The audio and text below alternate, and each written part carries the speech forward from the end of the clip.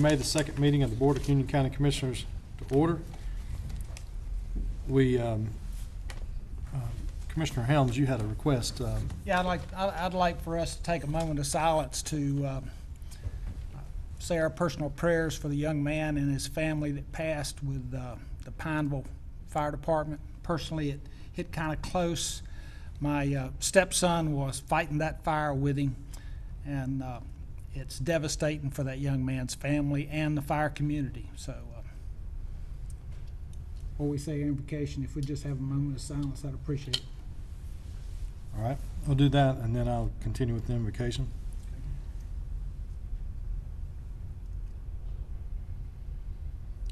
Lord, we thank you for bringing us all here safely tonight. And we pray that you would be with us as we do the business of the citizens of Union County.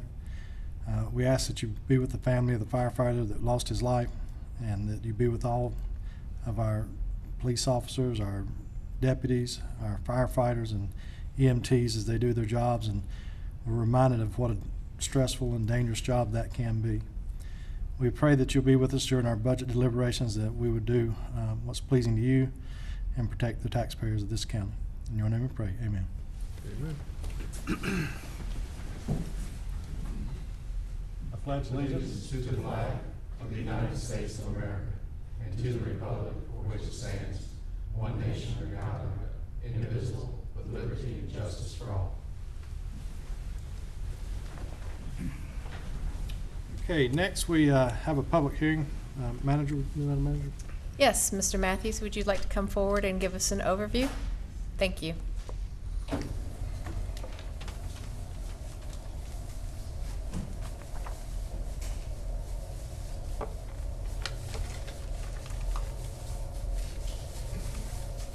Good evening, Chairman and Commissioners. What you have here tonight is actually an amendment to a conditional zoning application. Previously, the board had approved conditional zoning CZ 215-003, 2015-003 for the Moore Farms Active Adult Community. That was previously approved as 109.64 acres, 257 lots at a density of 2.34 units. The property owners originally at that point in time, you can see in this area here, had chosen to really exclude this area from the development. They owned the balance of the property as well as this, but the old home place was actually on this property. You can see it a little bit better from this view right here. That's the property we're talking about here. It's 6.47 acres. So it chose to exclude that. That was the original home place, and that's in this location here. They've since decided that it actually would be better if they included this with the development, and it actually, we believe, fits with some of the goals here. So the developer decided to submit an amendment. Technically, we took them back through a rezoning process because we felt like, again, the public needed to be notified, needed to have a community meeting, which was held. Planning board also held their meeting, gave a recommendation, and then we're here for you tonight to consider this. What this total project would now be is 116 acres, 116.11, and 269 lots at a total density of 2.32. So they're adding 12 new lots. Let me pull up the new plan so you can see the new plan. So in the new plan, you can see that this now is part of the area. There are some lots that were not previously shown that are in this area here. They've got this shown as an amenity, and they've also actually created amenity here where previously there were some lots in this area. This would effectively rezone the 6.47 acres from R40 to MPD, conditional zoning, and this now would be a petition of 2016-001, I believe. I'm sorry, yes, 2016-001. Staff has reviewed this. We think that this is, number one, a fairly minor change. They're only adding 12 lots. We believe that they are actually providing some additional amenities we think that would be appropriate. They did change some of the lot characteristics, but they did not gain any additional lots. The developer's representative is here. I'll let him speak in more detail to that. You're going to hold a public hearing, obviously, for this request. Since this is what we consider a minor change, the developer is asking for you to consider putting this on your agenda tonight for some type of a decision. There was previously an approval, so they're hoping that you would consider a possible approval or some type of action tonight on the request. And I'll be happy to answer any questions you may have about the project. Again, adding this area in here to the project. Are all 12 of the additional lots up in that northern area? They are, yes, sir. So let me see if I can show you the old plan. So this is the old plan. You can see that there's lots in here. There were originally some lots here. Those lots have been removed. These different color were actually different lot sizes. What they've actually done is gone back and reevaluated, and they found that really the lot size that fits best is the one lot size, which is what, 50 foot? Well, it's a 52 lot, 52 foot wide lot. That was originally split into different lot styles, but they feel that that's the best lot size for the project. So you can see that this is the new area that's added here. What was the original lot size? The two different? They had 3 different sizes. Let me see if I can zoom in, or if the developer knows off the top of his head. 42, 51, and 61 width lots.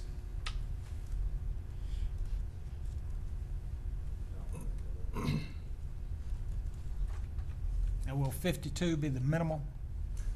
Yes, sir, that is the minimum lot size. Now, understand, this is a conditional zoning plan. So under conditional zoning plan, what they show is what they actually have to build. They could put in a larger lot if they chose to, but they could never go smaller than that lot Than the size. 52. That is correct, yes, sir. Brian, what brought about the change? What was the original plan for that? What brought about the change? What was the original plan for that corner up there? The property owners actually owned that, and they felt like they wanted to retain it because the old home place was on that property. And so they were retaining that in their own ownership. They weren't including it in development. But as they moved forward, they felt like it was actually better to include it in the development and just go ahead and clean up the whole thing. I see. And it's the plan to actually continue to save the home and actually turn it into an amenity center for the development. So I think that was one of the bargaining deals as well. We'd like to have the house saved if possible. They were able to work that out, and they're going to make that an amenity for the project. So that's that brick house that has a carport and got a container sitting beside it? I believe that's the property, Okay. yes, sir. They were also able to remove the lots that were originally shown in here and then turn this into a true amenity. Got a trail through here. You've got this little pond in this area. The pond, of course, was there previously, but by shifting some of the lots over, they were able to turn this into a full second amenity.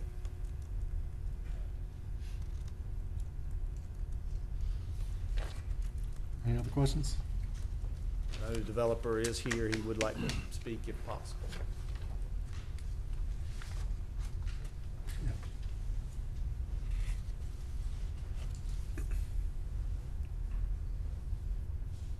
Thank you, Mr. Chairman, members of the board, Ms. Manager. My name is John Ross with Eagle Engineering, 2013A Van Buren Avenue and Indian Trail.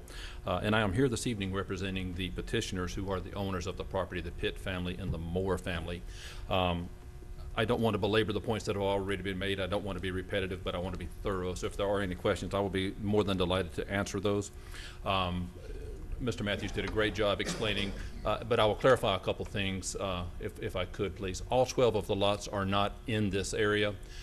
There's a slight reconfiguration of our road alignment, just slightly to the north by adding the additional 6.5 acres. We were able to gain a little more separation between the two drive points. We knew that was a point early in the process. So we have shifted the road just a little further to the north for our access onto Indian Trail Waxhaw Road. The addition of the 6.47 acres will actually allow us to preserve what is the old Moore home place, and it's our intent that that will be used as a gathering place for the residents of the Moore Farm active adult community.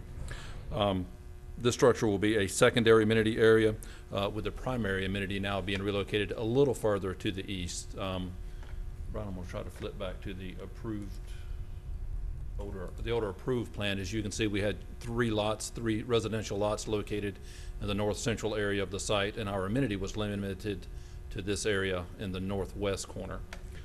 With the addition of the 6.47 acres, we're able to create two amenities, a larger amenity area, keep all the amenity functions, but preserve the home place, restore the home place, create more of a gathering place for a reunion, for a card game, for members of the community to commune together. The net increase is 12 additional lots. The actual overall density does go down just slightly. As a point of clarification on the originally approved plan, the colors here indicated these all being 42-foot wide lots, the yellow area being the 50-foot lots, and the orange area being 60. There was no net change to the overall density. Again, by going all with 52s, there is now a builder that is on board, and we have a product, and they are the ones who have requested the 52. So the smaller lots don't fit the product well. The 52s fit throughout. So that is the intent, and that is the reason for the request. We did convene our community meeting on March 24th, properly noted, properly advertised. Mr. Matthews and I were there, and we entertained one guest for the almost 2-hour period. To simplify the process, I presented the guest there that evening with all the questions that came from the previous meeting. We went through each of those line items, and he had no further questions. We were heard at the planning board on April the 5th and received a unanimous approval that evening. It's our belief that the intent still follows closely with our plan follows closely with the intent of the master plan development. We trust that you can find that as well. I will be glad to answer any questions you might have. Any questions? All right, thank you very much. Thank you. I did want to clarify that we are requesting that the same conditions that were previously approved just continue. No new additional conditions, but the same conditions that were previously approved on the original application. All right. We don't have anybody signed up to speak for this public hearing. Is that correct? All right. We'll now close the public hearing. And now we'll go to informal comments. We have one person signed up, Tony Belk.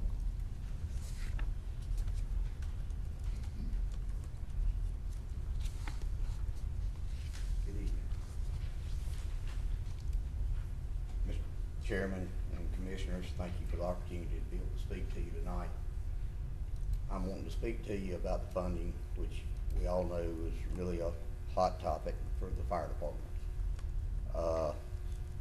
Rushing, I know me and you had a conflict several years ago, about 17 years ago, 18 years ago, about the same thing. Don't make me older than I have to be. So, we're up here talking about the same thing again. I'm gonna read a little bit here. I know I got a time limit, so I'm trying to hurry as fast as I can here. I believe the funding that the staff has presented to you is the wrong direction to go. The model they have presented will take money from the entire county, put it into the general fund. That money is collected now for the fire districts and stays in the fire districts. It does not go throughout the county. Putting it in the general fund makes it to where We don't have any control over any of the money at that time. We're not able to put it to where we need it. Y'all could take it and put it wherever y'all needed it, if it's in the general fund. Mr. Simpson, Jerry Simpson, you were on a stakeholders committee that was formed last year. In that stakeholders committee, you voted for the stakeholders model that was presented. Why the sudden change on not voting now with the stakeholders? Stakeholders put all that time and effort in, and now it's just thrown out the window. This is not going to give us the ability to be able to buy trucks, do the funding that we need at our station like we need to, and save taxpayers money. An example, we needed a brush truck. We bought an Army surplus Hummer, built the truck ourselves, total bill about $12,000 approximate. I don't have the exact numbers in front of me, but approximately $12,000 that we built this truck. Serves the purpose perfectly. If the county goes in and buys these trucks, you're not going to get one for $12,000. I can tell you that now. The thing of buying trucks and paying cash money for them, we have not done that throughout all the years that I've been in the service. I've been in the service for 40 plus years. I know some of the departments have been in the service for over 60 years, 60 plus years. I urge you not to take the staff's model, take the stakeholders model, or either let's look at it one more time and try to figure out the best out to go with this. At this time, I know that none of you on the board, I don't think in my 40 years, have ever been in a fire service. Why not take the experience of people that have been there for all these years? Thank you for your. Thank you, Tom. All right. Next, we have additions, deletion, and adoption of the agenda. We have, Mr. I Hammond. ask we move item 7 on the consent agenda to new business for a little further explanation. And additionally, I ask that we add an item on old business to further discuss the fire funding model that was approved by the 3 members of the board last Monday.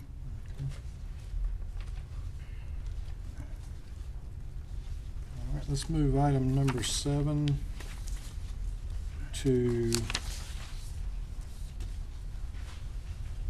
16A.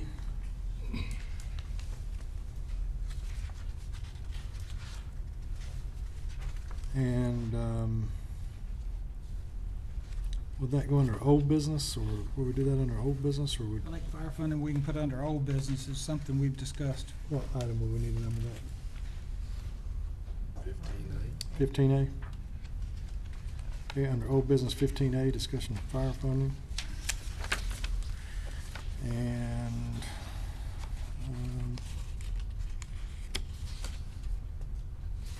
all right, any other additions? We requested to add the, Yeah, I just asked that we add under new business, the conditional rezoning CZ 2016-001. that would be, let's do that, 16B.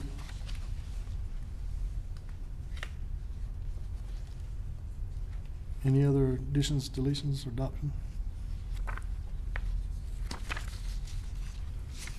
Have a motion? So moved. Okay. All those in favor of the amended agenda, say aye. Aye. Any opposed? None. And then we have the consent agenda. Have a motion on that as amended? All those in favor, say aye. Aye. Any opposed? None. All right. That takes us to old business, item 15A, and that would be fire funding. And Commissioner Helms, you asked to this be brought in? I'm sorry, this may be a little lengthy, but as we heard from Mr. Belt, We also received letters from the mayor of Weddington and the mayor of Waxhaw. I'd like to address some of the points that the mayor of Waxhaw made. And in his letter, he says, you know, we have very little information flow, so some of these observations that he makes may have been answered. That's a true point. I did not see any information on the sourcing strategy other than taxes. I know grant funding plays a vital role. Just saw the release of federal monies into space with ample funds available, especially for this space. How much of the sustainability is dependent upon that? Valid question. Also, gaps are also covered by municipalities. I know many of the municipalities actually have purchased vehicles. So he's asking, how do we rely on that?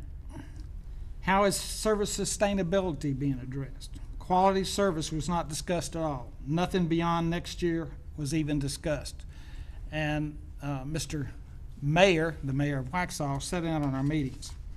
Said he went to our comprehensive plan for some guidance. Public safety was not mentioned in the comprehensive plan as a strategy. And then he asked about the interrelationship, which is critical between our municipalities and the county. So while I understand the difficult spot you're in, without discussion of the quality service against the issue captured in your comprehensive plan, I cannot tell if the parameters in the financial model create a sustainable model. It does give the appearance that the county has a multi-year plan to roll out and different fire and public safety approach, perhaps an organizational structure. We received another letter from the mayor of Weddington, and he also attended our work sessions. He said, I am very concerned about the direction the BOCC took. Just presentation, all the modeling assumes ignore Monroe and Weddington. The direction you took today will be a $937,000 tax increase to Weddington residents. This is over and above what the residents are currently paying for fire service. A 4.45 cent countywide tax on top of Weddington's 3.38 will drive them to 7.83, by far the highest in the county. Additionally, I received a note from one of the chiefs. I've been asking about the vote taken on fire funding. I read the handout correctly. Option 2 takes the authority for purchasing equipment and trucks away from the individual department and gives it to Ms. Coto and Mr. Yates. However, this is a very big sticking point in our contract right now. You know, sometimes you need to be politically correct. And my wife fussed at me for using this, but sometimes you got to call an ugly baby an ugly baby. And I think this is one of them. At issue here is the health and safety of our entire county. For over 60 years, the volunteer fire departments have protected our county with their funding and capital model. As stated in the mayor's letter, many other fractions support the volunteer fire departments. Last year, we delayed action on the same funding model and formed a stakeholders committee. They met for 3 months, but they did not accomplish their task. Now staff has delayed the issue and drug it out to the point that we're being forced to make a decision right now. And I'm convinced that the BOCC last Monday made the wrong decision. And this was due to not being given correct and all the information. We had conversation in our work session just prior to this session that even makes me feel more nervous to that point. Stakeholders committees discussed 4 options. They did not recommend the 4 options. They recommended one option, as Mr. Belk said. However, we were given the 4 options and stated the 4 options would require, that 2 of the 4 options require municipal agreement. However, none of the municipalities were even approached to ask how this would impact. And I think if we go back to the Mayor of Waxhaw, that's a concern. He says this will have a severe financial impact on him. This is the same option that we tabled last year. I think it is our obligation as this board to communicate with our municipalities and our fire departments to find what is the most financially sustainable, serviceability sustainable method that we can do. The contracts, I mean, I think we've got a meeting May 5th for another contract negotiation. This has been going on since January. And the contract that was proposed the first time by the manager was actually a takeover of the fire departments. That was the perception of our fire departments.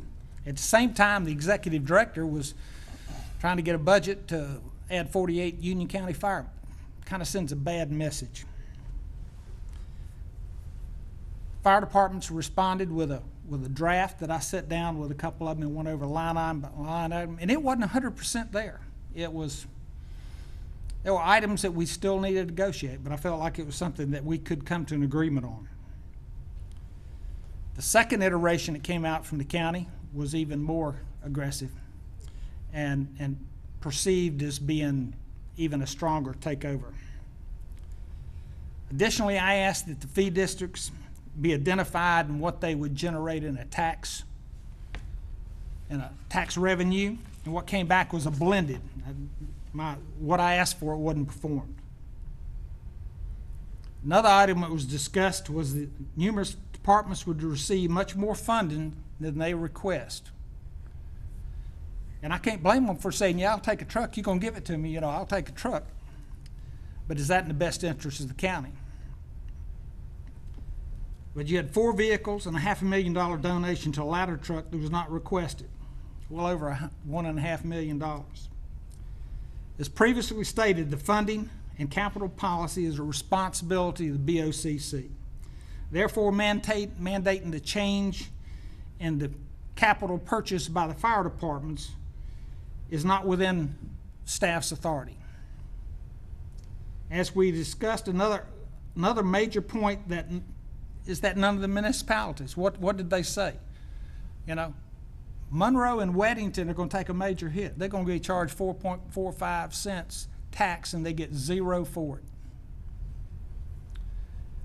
About 75% of our citizens will see a tax increase with the model that was voted on the other day. So for Monroe and Weddington, it's a pure taxation without benefit or representation. Therefore, I make a motion that we revoke the decision that was approved to proceed with option 2 and conclude our contract negotiations with the volunteer fire departments, and then determine our best funding policy for the fire service in Union County. Thank you, Mr. Chairman. Thank you. Any discussion on that motion? My comment has been the one I made in our earlier meeting. Option 2, it is a hybrid model, but make no mistake, the option 2 is the largest tax increase out of the 2 options that we've looked at, between option where we are now and option 2. We stay where we are now, we can fund all of these improvements for about $0.015. If we go with option 2, it's about a 4.5 cent increase. There's also the unknown with Monroe and with Weddington. We don't know how they'll react, and according to Mr. Yates, potentially it could be a 12-month process after we enact it if they do something extreme, I guess is the best way to say it. So that 4.5 cent increase could go significantly higher. While I understand there needs to be a change in the way we finance it, and I do agree that the county needs to have a little more influence on how taxpayer dollars are spent, I cannot support continuing to move down option 2 when I know at the end of the road there's a 4.5 cent tax increase for the residents when there's a better option out there. Commissioner Jerry, something? Appreciate it. Just a couple of comments. I would have to go back and see the minutes with regard to the stakeholders committee, but I don't believe that we voted the number 1 option as the one to recommend. I believe we had 4 options and we ranked them, with the option number 1 of individual tax districts to be the number 1 recommendation. Commissioner Helms is right in that one of those recommendations was also the original that we had talked about way back in January. I made some comments when I offered up option 2 with regard to why I made that change. Ultimately, as Commissioner Helms has said, it's a board decision as to how we fund fire departments. I could not find anyone in the rural areas that had a taste for individual fire districts. I did vote for that motion because that was the general consensus of the stakeholders committee, which was heavily weighted toward fire chiefs and fire personnel. And so I wanted to move that forward such that this board could listen and hear that option. You had that option put before you. There was nobody on this board that asked for more information or wanted to move that option forward in terms of individual fire districts. The point keeps coming up about money coming out of the general fund. I don't know how long it's been, but we've been providing subsidies and in the fire department's budget for years and years. That comes out of the general fund.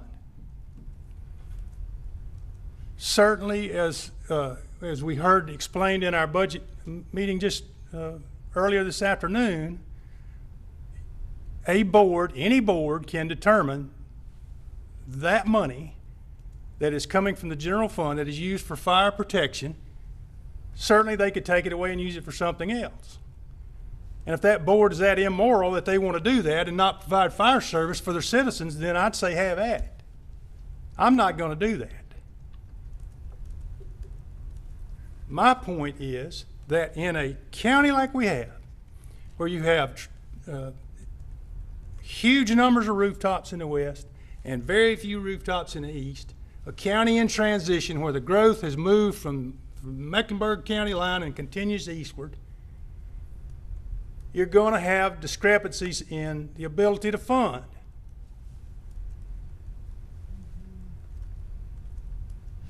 And so, to me, the only place to come from is everybody work together. Certainly there's some unfairness in it, but there's some unfairness in somebody that's going to have to pay $150 or $200 fire fee on a single wide mobile home or double wide mobile home on a piece of property, as opposed to what their 4 cent would be.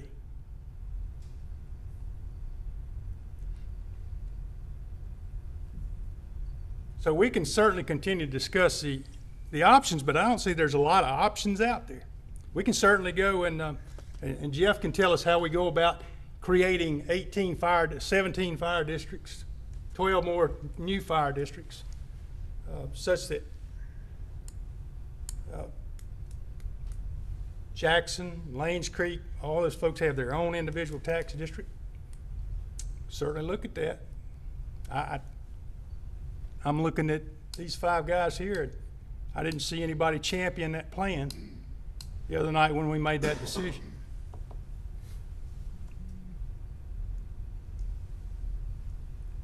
Comment? I'll say this, and I'm going to vote against the motion. I voted for the motion the other night to go to number 2. And the reason I'm going to vote against it is going right back to it. We've talked about this. You know, Jerry and I sat in meetings for 3 months, twice a month. We looked at the options, and they were ranked. The option to do less, leave the fire tax districts alone that are already there, was made. It was the second from the bottom. Nobody wanted to do that at that time. I've mentioned it many times, and nobody's picked up on it. Nobody's wanted to carry that water. Nobody's wanted to even really talk about it because, you know, again, there's a perception that anything's different than it's always been, that the western houses, the rooftops, are subsidizing fire services in the other parts of the county. We talked about a $500,000 house in Weddington where they would have a rate that maybe they pay, you know, $250 just for fire service. And, you know, you look at that and you say, well, golly, that's a lot for fire service, especially when it's going to other areas of the county. But that same house in Eastern Union County, and there are $500,000 properties in Eastern Union County, if they have their own fire tax district, could be paying up to $1,000. So basically that one person does a huge subsidy to his neighbors trying to help, and that's not right either. We talked about the fire tax and the fire fee. You know, the fire fee where that person in the mobile home, I've paid the fire fee for many years. I've got really no problem continuing paying the fire fee. But it's always been said that it's not a sustainable model. It was a Band-Aid. to be used until things got to where that we could get to this point. You know, Tony mentioned the discussion we had 12 years ago, and these things have been going on for 12 years or more. And the discussion we had back then was, I think, Tony, I said as the fire commissioner, if you can get it done for less than 5 cents, then I was for it, right? Wasn't that roughly what I said? Yeah, if we could do it for less than 5 cents. So that's what we're talking about doing now, is doing it less than 5 cents countywide. And that means 5 cents for me, 5 cents for you, and basically giving you the money that you need as a fire department to maintain and go forward. The money that we're talking about, not having to borrow money. Some fire departments can't just go out and borrow the money. I mean, some fire departments have trouble with that. So we're looking at something that is going to fund safety like we fund the sheriff's department. You know, we don't have districts for the sheriff's department that pay more, but yeah, the West pays a whole lot more taxes in anything that we do. Our compensation for sitting on this board could be subsidized from the West, because that's where the rooftops are. That's where we put sewer. That's where we put water. That's where the high dollar properties are. And people benefit from that. People benefit from having good property values. We saw with the redistricting, when we had a revaluation, that we had a lot of people that lost property value. But that property value has been propped up for years by having those services there in good schools and all that. So there's no nice way to do this. There's no clean way to do this. No matter, we could look for 1,000 different options. No matter what option that you look at, you're going to have some kind of subsidy is going to have to come from one area to another area. Just as, you know, we don't get as many services. We don't have a ladder truck at Allen's Crossroads. We don't need one. But that's not our fault. That's not the West's fault. That's just the way life is. So I understand where the fire departments are coming on. It's like jumping off a high dive. You know, it's scary. You get up there. I used to go to Cane Creek and get up on the high dive at the Cane Creek. And if you ever been up there when you're a kid, you know, first of all, you're worried about the water moccasins that's supposed to live under there, and then you're worried about all the other stuff. But the biggest thing was looking down and jumping into that water and not knowing what you were going to hit. And that's where the fire departments are. They're looking down on that high dive. And once we do it, I believe in my heart that this is going to be something that's going to be good for the county and the fire departments. There's going to be accountability. There's going to be more. When we talk about the delays, it's not just the county's delaying this. There's fire departments that waited to give their budgets till later in the process. There's fire departments that didn't answer all the questions. You know, you can't. We had this same problem in the committee, the stakeholders committee. We would come out and be ready and present something that was just, you know, taken for fact, and then the fire department said, no, that's not the way it is. We don't need that piece of equipment, or I sold that equipment 2 years ago. So then we'd change it and then come back, and then something else would be different. So you couldn't ever nail anything. It's like trying to nail Jell-O to the wall at times. And so we looked at this and we said, okay, what are the options? What's the feasibility? We've looked at this for over a year. I was ready to go with this model last year because I saw that, hey, you know, this is something ready, you know, we're under that 5 cents. You know, we can all do this. I talked to Weddington folks this morning. They certainly benefit from Wesley Chapel being a healthy fire department, and they would certainly benefit from Stallings being a healthy fire department. One of the folks I was talking with remembered back when Arrow Plantation, a house caught on fire.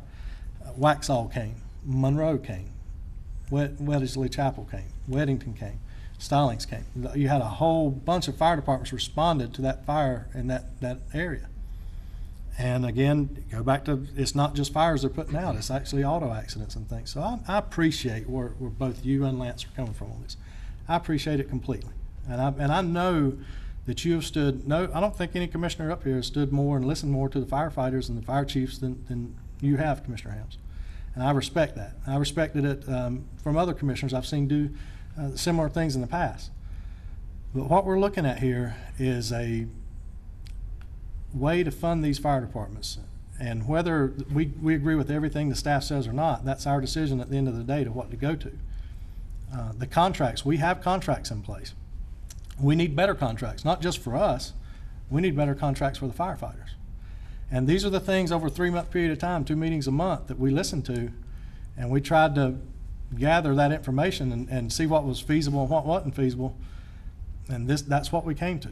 And again, the option number 3 is my favorite and had been and was my favorite and still is, because we didn't have to find as many cuts, or we didn't have to find as much money to get to not having a tax increase at all. But again, the fire chiefs didn't like option 3. Nobody's liked option 3. And so when I look at solving the problem and doing something to get the problem and get working in toward a direction that we can go in, that we don't have huge jumps in one area and little jumps in another area, and that we can actually see where $300,000 fire trucks are coming from, that nobody knows where the money nobody knows where that money popped up. That's why it's voted last week to do it, and that's why I'm gonna vote again to support 2 tonight. But I've talked with Lance at length about this. I've talked to you, Richard, several times about this. I don't fault y'all one bit, and I would say that if that's, that's your feeling, I respect it. But at the same time, we have to do something. We waited a year. Well, that's one of the things I appreciate you, Chairman Rushing, is we can respectfully disagree. That's right. And I do disagree. It's we talk about the fire fee, and Jerry mentioned the $10,000 trailer, and the widow in it, she's paying a $100 fee.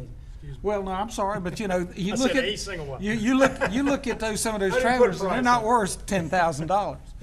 They've been paying, but if you look at the fee, Monroe right now pays approximately 25 cents for fire service, and they're self-sufficient.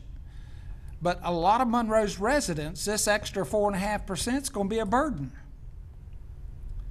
And you've got the burden. Now, one thing I have to challenge you on is it keeps mentioning about mutual aid. Mutual aid is inherent in the volunteer fire departments. Just like when Monroe went to help Pageland with their ladder truck, they didn't charge them. The Pineville and Charlotte worked together on that fire in Charlotte last week. It's the fire departments are self-standing, and yet they go out and help their brothers. So, we're not doing them any favors trying to fund them better. We need to fund them what their needs are.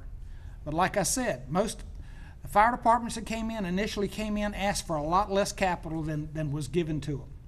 And you can drive up the price of the cost of fire service by giving away 4 trucks and $500,000 for a down payment on a truck. And I understand that some of these long terms are needed.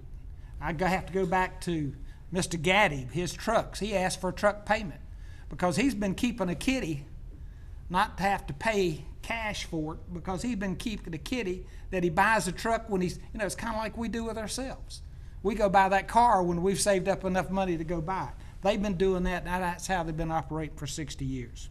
So I can't support a massive tax increase on our citizens for this, because I think we can go back and find a better way. And I appreciate you listening to me, and we'll be friends after this, I should guarantee you. Well, and I've listened to what you've said. I have. I look at it this way. The additional budget is $3.2 million. We can get that $3.2 million with a $0.015 increase versus a 4.5 cent increase. If Weddington dissolves their fire district, that 4.5 may go above 5, or it's going to come very close to 5. If Monroe does it, it's going to have a significantly higher impact on what we do as a county. So if it's to provide additional services to the fire departments, we can do that with a $0.015 increase versus a 4.5 cent increase. If it's to provide control, if you add that $0.015 to the general fund, that's 34% control the county has or influence over the total fire department's budget. So every year that increases, you have greater and greater influence on that budget. So you're accomplishing both goals, but you're doing it with a $0.015 increase versus a 4.5 cent increase. To me, it's very simple. This would be the 3rd year of a tax increase. I don't think our citizens need 3 years of tax increases. And as I mentioned to Jeff earlier, that is not sustainable. Every year a tax increase is not sustainable. I don't see a benefit in some areas. I understand the $3.2 million, but to the chairman's point in our last meeting, he challenged staff to come up with savings so that we wouldn't have a tax increase. It's a lot easier for staff to come up with savings for a $0.015 than it is for 4.5. And so the likelihood of us having either a 0 or much smaller tax increase is greater if we keep it as a $0.015 increase into the general fund than make a change to this option. And I agree with what you said. It was a lot easier to do a penny. That was option 3 appealed to me so much. But at the same time, we do have a lot of places that we can cut, and there are places there's no tax increase until we vote for one. So the challenge to this board would be to find ways to save that money if we don't want to increase the taxes on the citizens. We can do that. We have the authority to do that. We can cut fire funding back to last year's level if we needed to. We can do all kinds of things. But at the same time, these fire departments do need to know that if they have to hire somebody, it's not going to break them, and that's really where we're at. The whole thing with the meetings that we had was not to increase the level of the eastern fire departments. It was to maintain the service. Wasn't that your understanding, Commissioner Simpson, Jerry Simpson? We were trying to maintain the 9S, not get to the 6 that Wesley Chapel's at. We were trying to maintain just the basic fire service. And that it's not about buying brand new trucks and buildings and having something nice to ride in the parade. It's about just having somebody there to come answer the call. And that's what a lot of departments are going to be looking at in the future, and we need a way to do that. Commissioner Jerry Simpson. If I could just make one more point. Commissioner Helms mentioned the contract, and I'm fully behind the idea of moving that forward and seeing if we can come to an understanding on that. And Mr. Belt made a point about purchasing the truck. I certainly am not sharp enough to know how to do that like these fire chiefs do. And we, in work sessions, talked about that. And Mr. Yates just showed us this afternoon how over 5 years we could save $250,000 in interest and apply that to capital. But I have made the comment personally that if that's a concession we need to make, I'm more than happy for you to make that concession in order to please the fire chiefs and make their jobs easier and make their departments more whole. So just want to make that clear. Any further discussion? All right, repeat the motion.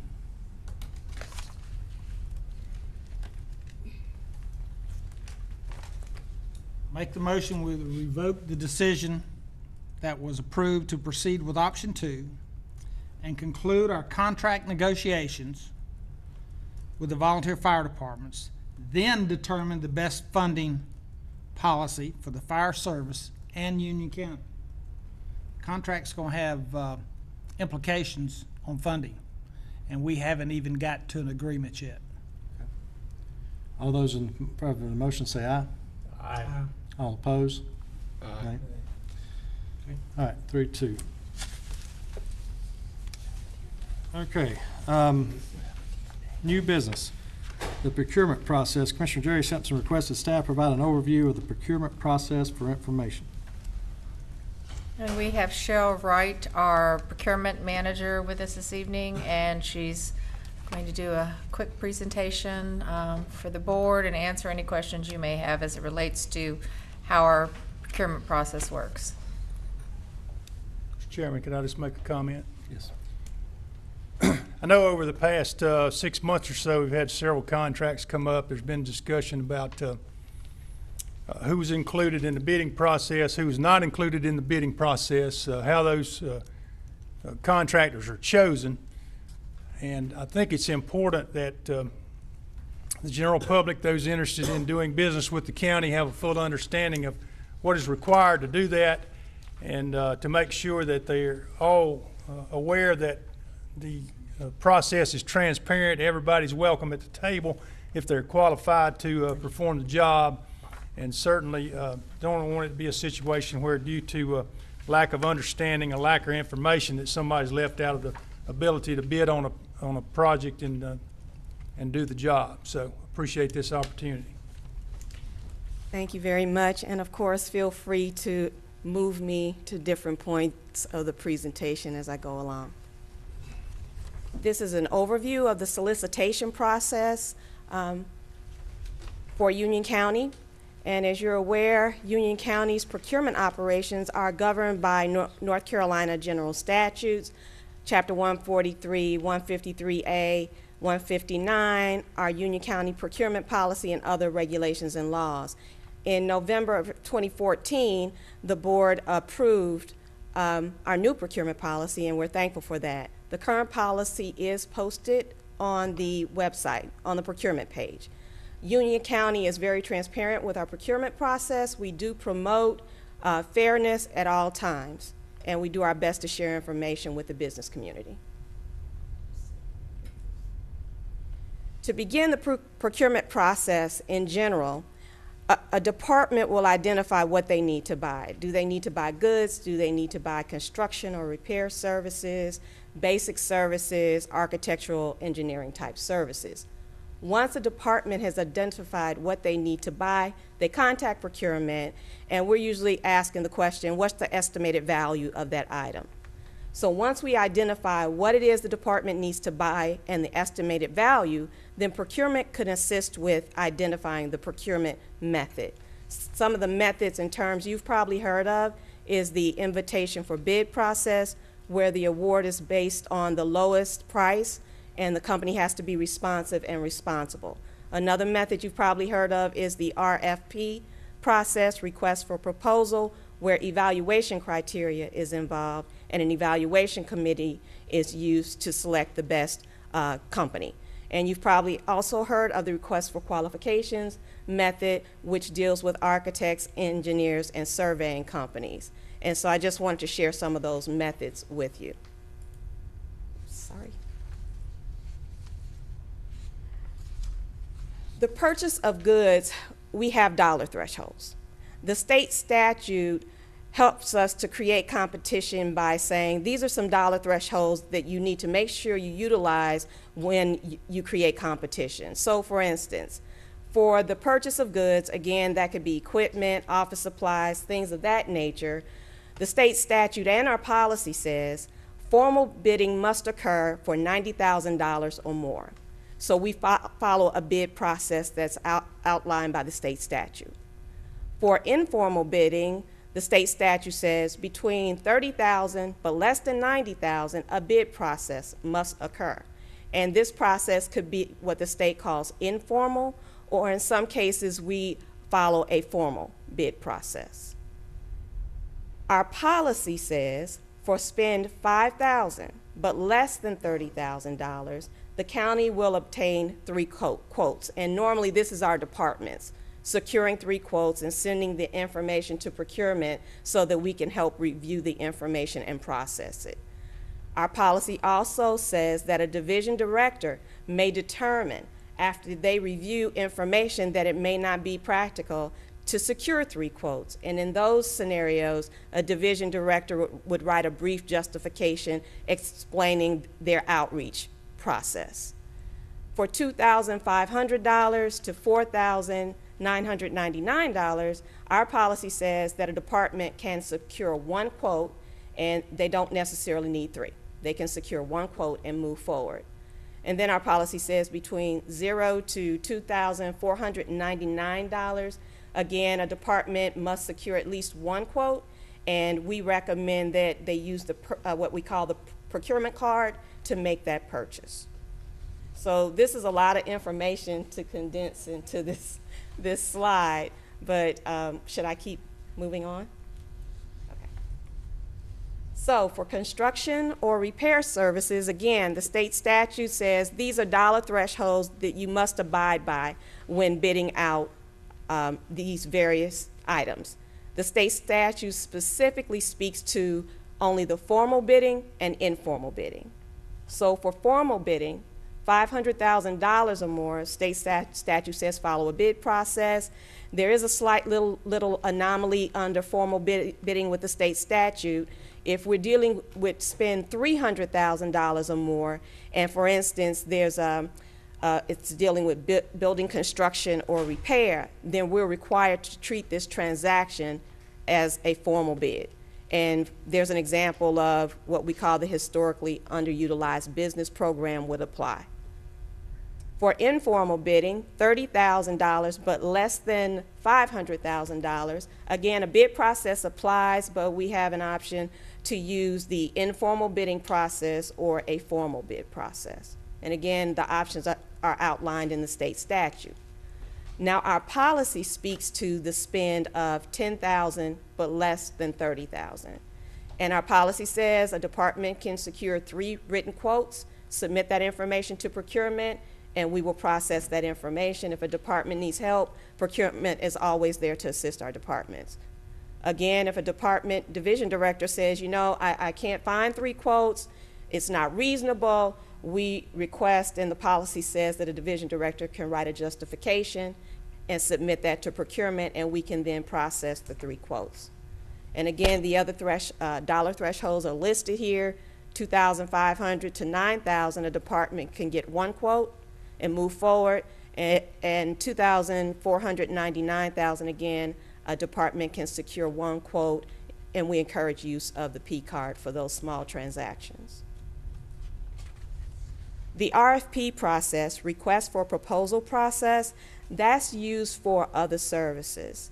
And our policy sets the competitive range, dollar thresholds, if you will, for the RFP process. The state statute does not speak to other services. The state statute does speak to how we handle IT-related items, and with IT, we would use the RFP process, just to share that. So our policy says, procurement policy says, for $30,000 or more, we will follow the RFP process. Again, the RFP process involves evaluation criteria, an evaluation committee, and a process is followed. $10,000 but less than $30,000, the departments have the option to use the RFP process, or if needed, a department can say, we would prefer to secure 3 quotes as opposed to going through the evaluation process. If they secure 3 quotes, then we're awarding to the lowest price company versus evaluation criteria. For $2,500 to $9,999, the department can secure 1 quote, and below that, again, a department can secure 1 quote, and we would encourage use of the P card for small spend. To summarize the solicitation process, we've attempted to lump everything in this one circle. So bear with me. So in general, to begin that solicitation process, a department would submit a description of what it is they need to buy, as I talked about earlier on the slide. And when the department has done that, procurement works with the department to prepare the solicitation package. That could be a construction bid, it could be to purchase equipment, it could be to purchase various services. But once procurement has helped the department pull together the solicitation package, then we would advertise the project. The advertisement would occur in accordance with the state statute that I talked about earlier, whether it's a formal solicitation, an informal solicitation, or we have the right to do 3 quotes if it falls within a certain dollar threshold. At this point, when we're advertising a project, procurement, along with a department, we build a bidders list. And to build the bidders list, most often we go to our vendor registration database. So companies register with the county through procurement to be on a vendor list. We go in, we look at if we're buying concrete construction. We'll go into our database, pull up the names of companies who may have registered with us under that category. We also go to the state of North Carolina, what they call IPS site, and we'll sort through there and see if we can find companies, in this example, who sell concrete. We also will ask a department, do you know of other companies? We do a lot of outreach to make sure we get the word out about our bid opportunities. We work with the Chamber of Commerce, we work with the Hispanic Chamber, we work with so many I can't even think of the names of them all, but we could get you a list. So we do a lot of outreach as we advertise on our website, on the state website, as well as for formal construction projects, we will put them in the newspaper. Once we've advertised, the projects have a due date.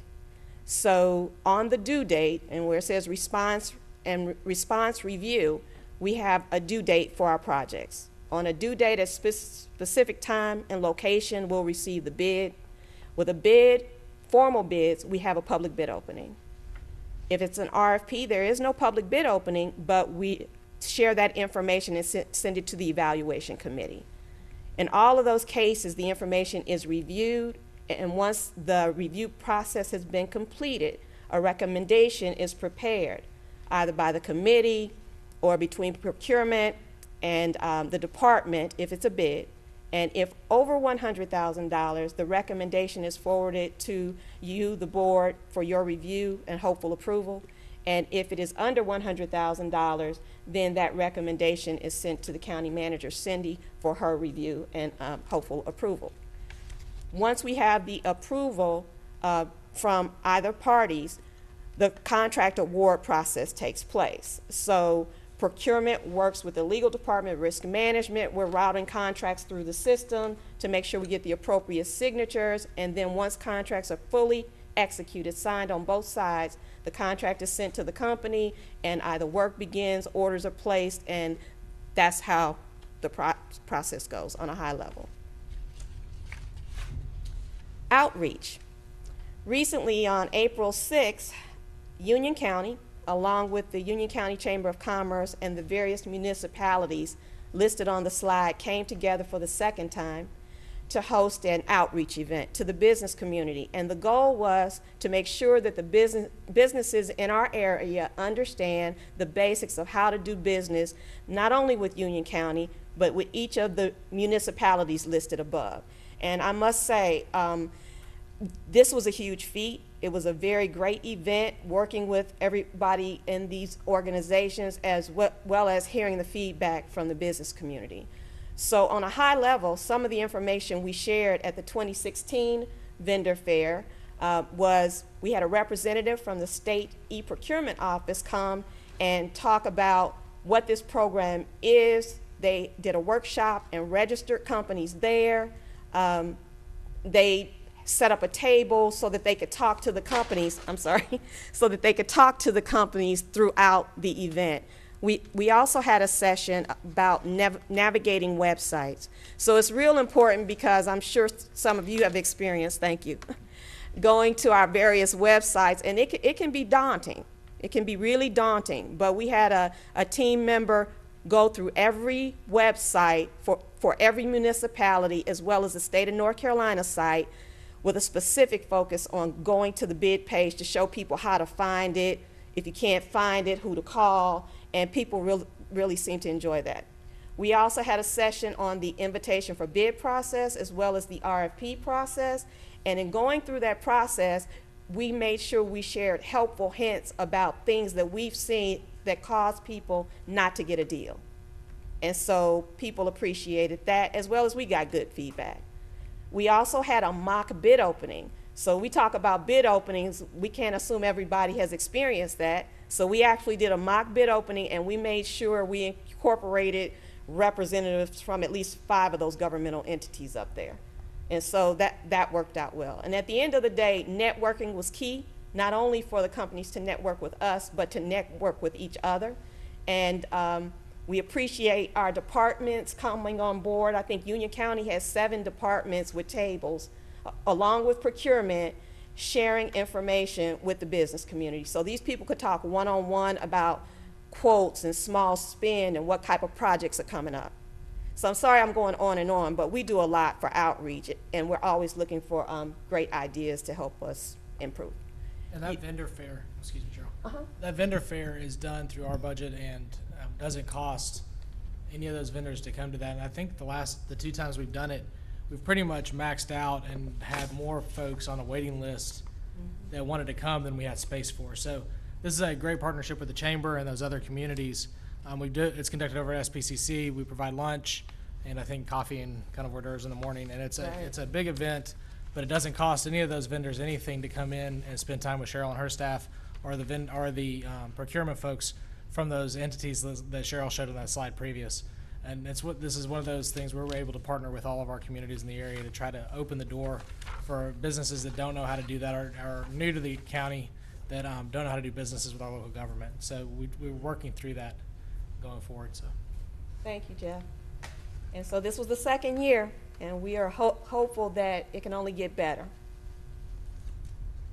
Some other outreach things that we continue to do, again, we offer vendor registration, and at these vendor fairs, we are constantly educating the business community on how to complete the vendor application, where it's located on our website. Again, we use it as a tool to create a bidders list. We also remind companies not to totally rely on waiting on alerts, They need to, we recommend to them that they need to make sure they check our websites and all websites to find out about bid opportunities.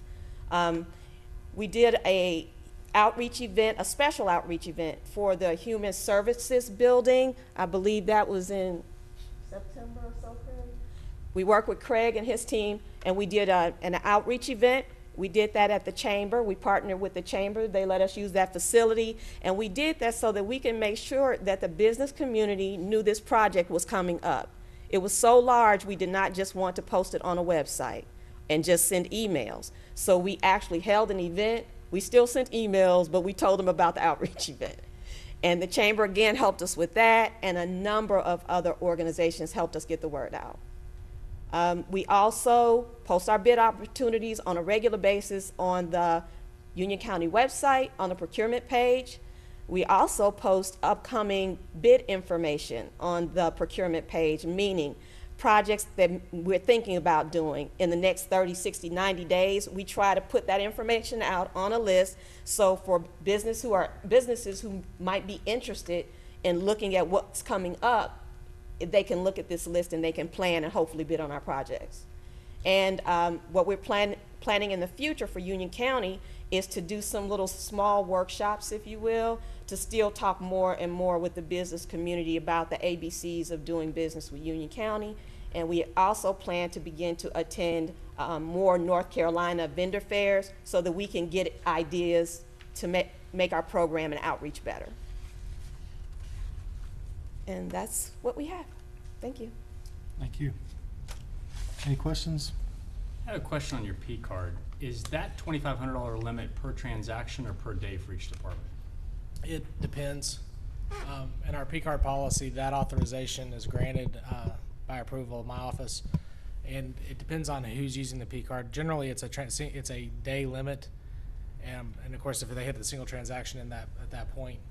But there's also there's an added level of control. We have vendor codes are turned off, so certain P cards can't be used for to buy certain things. So if you're buying tools, you have to stay in the lane of tools versus some people. We have some that use it to book travel, that kind of stuff. So it varies depending upon who it is and where they are in the organization and what the limit is they've asked for. But we have a person that pretty much monitors all the P card statements and review that. All the P card transactions are reviewed at the end of the month.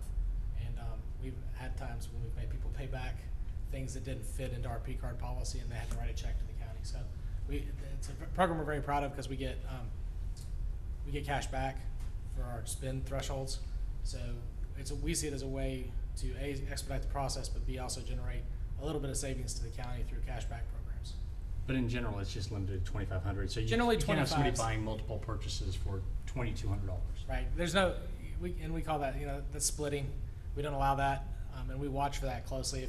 For instance, if you had Cheryl's Shop, if you went in and did transactions at $24,999 to avoid having to go through a process, we're going to catch you.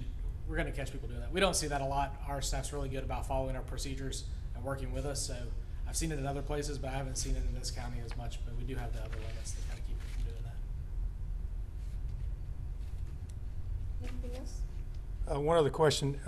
With regard to, say, projects that are being done and those people that bid, contractors, et cetera, are there procedures in place whereby we, I don't know a better way to say this, weed out the bad apples or try to avoid litigation with problem contractors down the road? Is there a procedure for that, or is there a system that? In a formal bid process, for example, the one that we probably most clearly comes to mind is the Human Services Building, is you have the architects that you have retained who look to ensure that the bidders are responsible bidders. Usually through a request for proposal process, typically, and as well as on the bid process, you will have submitted through the process areas that they previously have done work for, so that we can contact them to ensure that they were satisfied with the services, that they performed the project completely. But I will tell you that, and I'm not trying to step into Mr. Crook's realm, but it is a very difficult process to find someone not responsive and responsible. And see, Jeff's going to take the mic, which is probably a pretty good thing. The simple answer to your question is there is no procedure in place. It's really on a case-by-case basis. I could have answered it that simply. Thank you very much. Thank you. Any other questions? All right, thank you. Thank you for coming tonight. Thank you for your presentation. All right, next we have 16A, which was pulled from the consent agenda, the adoption of Union County Code. Madam Manager, would you like to explain this to us? Yes, this is the, probably about 2 years ago, maybe it's even 3 years ago, monies were set aside and approved by the board to codify our various ordinances. Anyone who's probably gone to our website to try and find an ordinance that's been adopted by the Board of County Commissioners, it can be a rather difficult task to go through. So we went through the solicitation process. There were a number of firms that came forward. MuniCode was selected, and primarily Mr. Crook and Ms. West have been working on this project. We actually brought it back to you, and I believe it was August of 14, and I'm sorry, I'm not looking at my notes. I think it was August of 15. And at that point in time, told you where we were in the process and identified those ordinances that we believed were no longer applicable and really should no longer be on the books, and got affirmation from the board at that point in time as part of the codification process that those would be eliminated. The process has now been completed. It's gone through a review by Ms. West as well as Mr. Crook and his staff to ensure that they've met our quality standards, et cetera. And we're now to a point of requesting that you adopt the codification process that they have gone through. Mr. Crook has worked on this extensively, so if you have additional questions, I'm sure he would be happy to answer them. I would just comment, if you allow me, that county's ordinances, of course, have to be put into an ordinance book or a code of ordinances. The old ordinance books that we have are just, this is an example, they're all chronological. We have 4 of them now. Very hard to search. I probably know them as well as anybody, and you have to go volume by volume, look at it. There's no index, just a table of contents. This is the new code. This is the 4 volumes of the county's ordinances put into a code. It's fully searchable online. It's got a beautiful index. You know, I think it's really important that the citizens have access to the laws that are going to regulate their behavior. And that's what this is all about. And I'd like to give credit to 2 people. Lynn and I have wanted to do this for a number of years, and she's the one who took the bull by the horns and took the initiative and got the process kicked off. And also Ben Isley in my office, this was a very painstaking effort, and he did the lion's share of the legal work on it. I think he did an excellent job. Any questions? All right. All those in favor of adopting the ordinance for the Union County Code, say aye. Aye. Any opposed? None? Thank you. All right, next we have, Mr. Chairman, excuse me, but it's important that you adopt the ordinance that adopts the code. okay, so how do you want, It's in your consent agenda. thought I kind of read it, let me look here.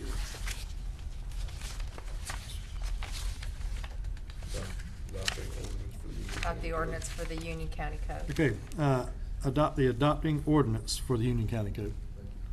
I thought I was just reading the word adopting twice. You have a vote on that? Yes, make a motion that we adopt the adopting ordinance for the Union County Code. All those in favor say aye. Aye. Any opposed? None? Okay. Now we have the rezoning, that would be item 16B, the rezoning request that was presented tonight. Entertain a motion for that? Cool. Go ahead. And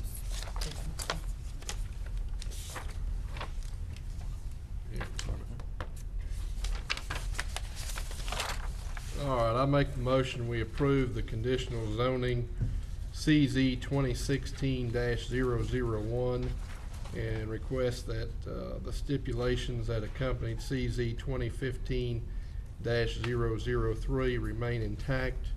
And in addition to approving the conditional rezoning, ask that we approve the statement of consistency for the proposed amendment to the Union County zoning map. All right, any discussion on the motion? All those in favor say aye. Aye. Any opposed? None? All right, thank you. That takes us to manager's comments. I just have one comment. I do want to recognize Jeff Yates and especially Cheryl Wright, who Cheryl has, joining us a few years ago, has really worked on her outreach to our businesses to ensure they understand how to do business with Union County.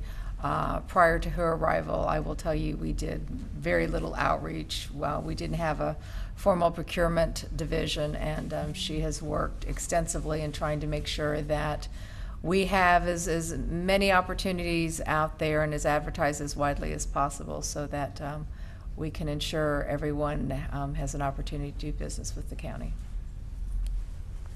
Commissioner Jerry Simpson. Thank you, Mr. Chairman. We'll thank Commissioner Helms for requesting that moment of silence. You know, each and every meeting we have, we make reference to our public servants and thank them for their service to our community. I'm reminded that it was said that greater love hath no man than this, that he lay down his life for his friends. And that young man, excuse me, laid down his life protecting property and life of his neighbors and his friends. So I certainly, my heart goes out to his mother, his dad, and his sister, and the entire Pineville community. Just one other point is, I take this job, I don't take this job lightly, and I make decisions based on input from others, as much information as I can garner from the situation or the issue, and quite a bit of reflection on what that decision might mean long term. I do reserve the right to change my mind should it be necessary. So I appreciate the opportunity to serve as commissioner and to serve the citizens of Union County. Thank you. Mr. Richard Helms. Nothing other than appreciate Jerry's comment about that young man that gave his life for our community. We also had a fireman locally, a volunteer fireman that was injured as well, and our prayers are with him and his recovery. That's all. Mr. Lance Simpson. I would just wish everyone a good evening. Vice Chairman Frank Akins. Yeah, I would just wish everyone a good evening. Thank you. We'll do the same and have a safe trip home, and hopefully the weather won't get any worse than it has been today. And thank you all for coming tonight. Motion to adjourn. Aye. Aye.